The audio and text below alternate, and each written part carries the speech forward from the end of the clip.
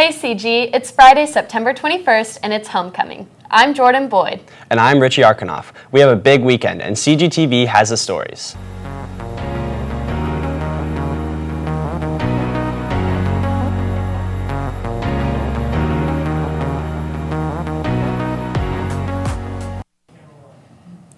We know tonight is homecoming, but you may not know that tonight is big for many of our choir students for a different reason.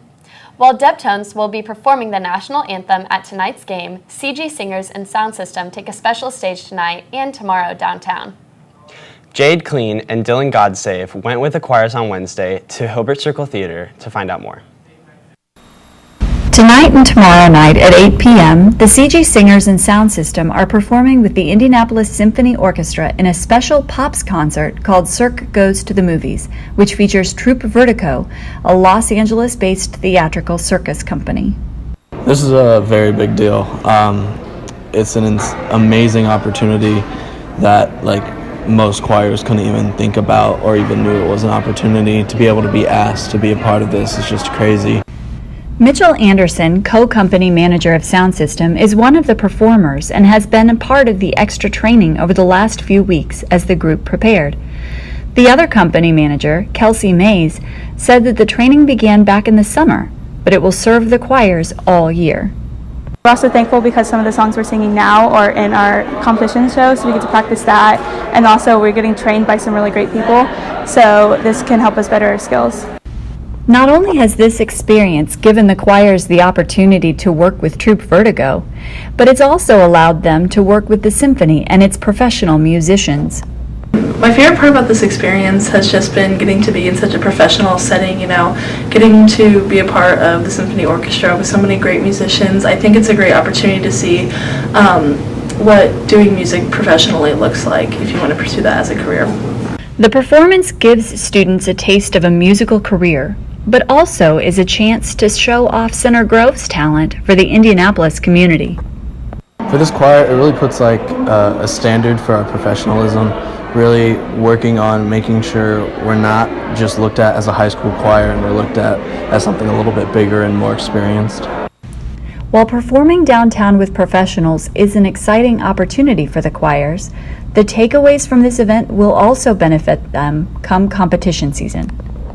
So I think one of the biggest things we're going to take away from not just this experience, but just this whole process and stuff is definitely learning how to work with criticism and work with discipline, because a lot of these people here are professionals and they know how this works and they know how to run it efficiently, and I think observing that and being able to adapt to that will really help us when it comes to competition season to be able to work as efficiently as we can.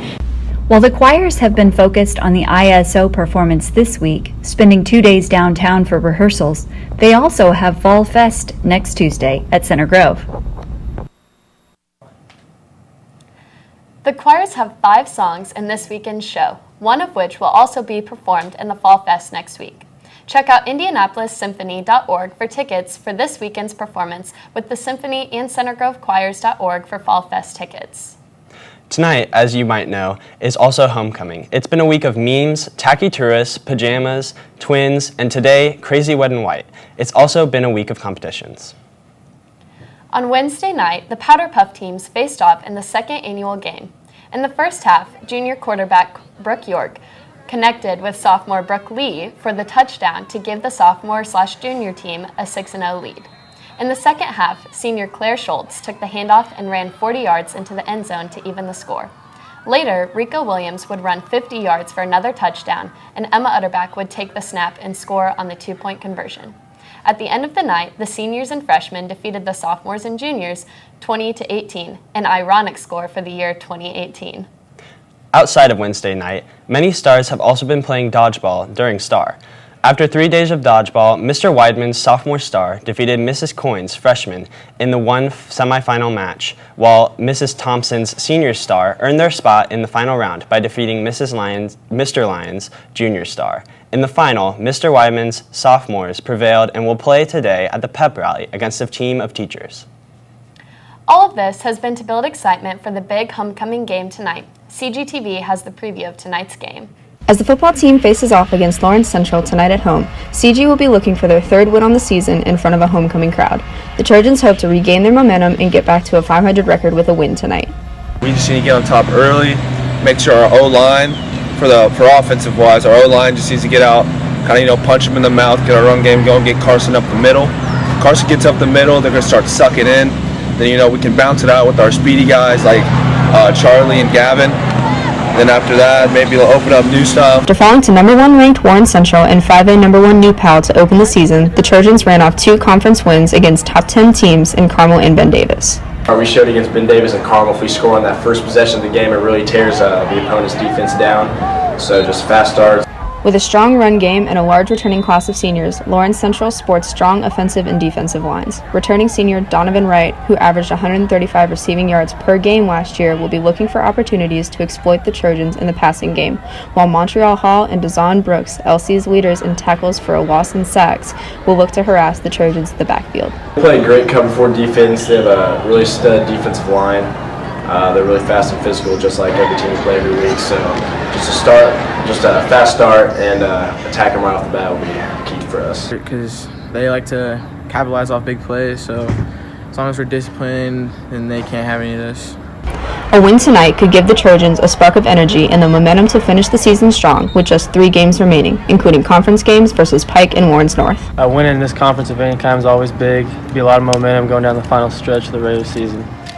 Come out tonight dressed in your patriotic gear at 7 p.m. as CG takes on Warren Central in the homecoming matchup.